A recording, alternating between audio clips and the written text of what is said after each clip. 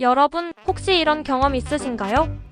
영어 공부를 몇 년째 하고 있는데 영어가 늘고 있는 건지 모르겠고 단어는 외워도 까먹고 미드도 보고 유튜브도 보고 강의도 듣는데 이상하게 영어가 안 느는 느낌. 영어를 공부하다 보면 누구나 이런 구간을 만나게 되는 것 같아요. 저도 한때 영어 공부를 하다 영어가 꼴도 보기 싫을 정도로 지긋지긋했던 적이 있었습니다. 그러다 어느 날 깨달은 게 있어요.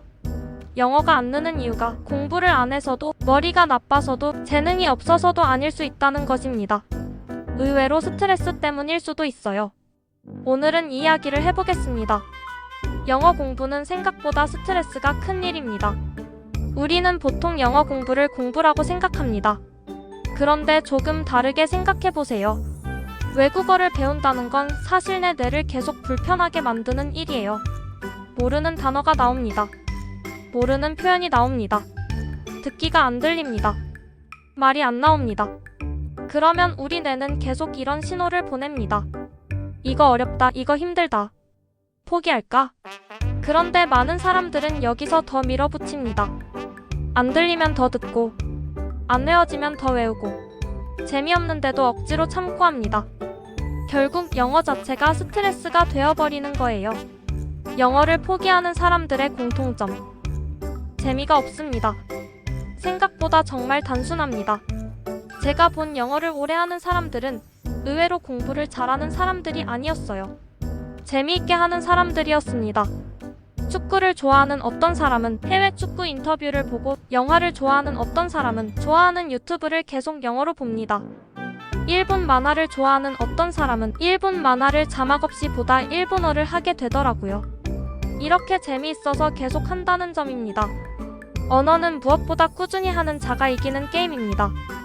그러니 하루 10시간 영어 공부하다 그만두는 사람이 아니라 10년 동안 안 그만두는 사람이 이기는 게임에 가깝습니다. 그런데 많은 분들이 영어를 수학 문제 풀듯 접근하기도 합니다. 단어 암기, 문법 암기, 구문 암기, 패턴 암기. 그런데 실제 원어민들은 그렇게 영어를 사용하지 않아요. 우리가 한국말 할 때 조사와 문법을 분석하며 말하지 않는 것처럼요. 영어도 결국은 감각의 영역이 있습니다.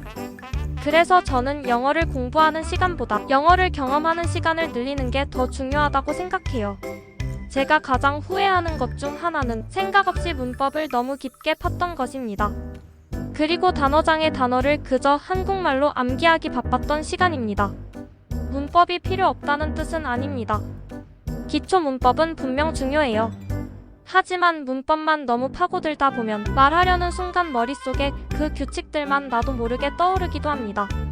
그리고 영어 단어를 한국말로 달달 외우기만 하면 머릿속에선 그저 영어를 한국말로 번역하기 바쁩니다.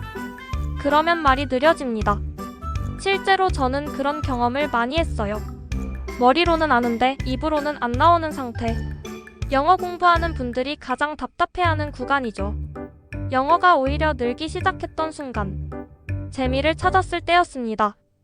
CNN도 보고, 미드도 보고, 셀럽 인터뷰도 보고, 영어 소설도 읽고, 팟캐스트도 듣고, 그냥 제가 좋아하는 것들을 영어로 보기 시작했어요. 중요한 건 영어 공부만 하기 위해 본 게 아니에요. 저 사람이 무슨 말을 하려는 건지 너무 알고 싶고 그 내용이 궁금했어요. 그러다 보니 영어가 목적이 아니라 영어가 도구가 되기 시작했습니다. 그때부터 부담이 훨씬 줄어들었어요. 여러분도 한번 생각해보세요. 영어가 싫은 걸까요?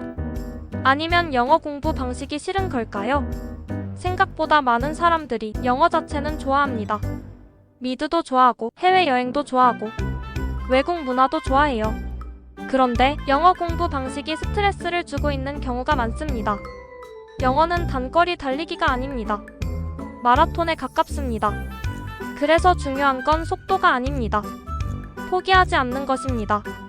오늘 하루 영어 단어를 100개 외우는 것보다 영어를 재미있게 10분 더 보는 게 오히려 더 큰 도움이 될 수도 있습니다. 완벽하려 하지 마세요. 틀려도 괜찮습니다. 천천히 가도 괜찮습니다. 중요한 건 영어를 계속 내 삶 속에 두는 것입니다. 그렇게 하다 보면 어느 순간 여러분도 영어가 조금 편해졌네 하는 날이 오게 될 겁니다. 여러분은 영어 공부하면서 어떤 점이 가장 스트레스인가요? 댓글로 남겨주세요. 제가 직접 읽어보고 다음 영상에 적극 반영해보겠습니다. 끝까지 시청해주셔서 감사합니다.